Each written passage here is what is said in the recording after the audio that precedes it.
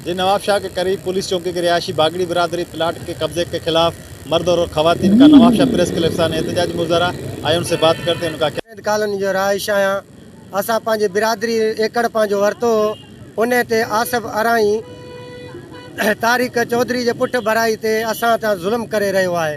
राति ॾींहुं असां वटि पुलिस आहे, न को एसबी डीएसबी कर्नल जनरल केर बि असांजी नथो ॿुधे। कोर्ट जो जेको बि लेटर असां पहुचायूं था एसबी तक, एसबी पाण माना खपी थो वञे। असांजो केरु ज़ुल्म नथो ॿुधे। हुनजो एफआईआर डायरेक्ट वञे थो, असांखे रोज़ ॿधे वञनि था। असां घणा एफआईआरनि ते घणा सुनवायूं भरे भरे कोर्ट जो असां अची थका आहियूं। घणो वक़्तु असां बर्बाद थी। आसब जी चतरू पिठ भरल आहे। आसब जी चतरू के असांखे बदराए थो, ज़ुल्म थो करे। असांखे इंसाफ़ी खपे। कूड़ा केस आणे थो आसब चतरू, इनके गिरफ़्तार कयो। असांखां वॾो ज़ुल्म कयो आहे। पुलिसनि खे रोकियो, घर पटनि खां रोकियो। असांखे कूड़ा केस ॿ टे 5 केस असांखे कूड़ा केस कया आहिनि।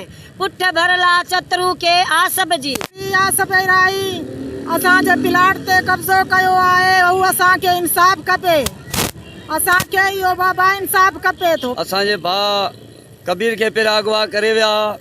वरी कल 9 बजे सफ़ियाबाद मां मुंहिंजे भाउ खे खणी आसब आराई तारिक चौधरी जे पुट भराई सां असांखे ज़बरदस्ती रस्ता रोड बंदि करे असां ज़ुल्म करे रहियो आहे ऐं असांजे प्लाट ते कब्ज़ो करे रहियो आहे। हींअर बि पुलिस उते वेठी आहे। माण्हू 20-20, 25-25 ॿारनि बचनि में असां सां ज़ुल्म आहे। असांजो ज़ुल्म हटायो वञे, असांखां ज़ुल्म हटायो वञे, न त असां पंहिंजो पाण खे प्रेस क्लब जे अॻियां साड़े छॾींदासूं।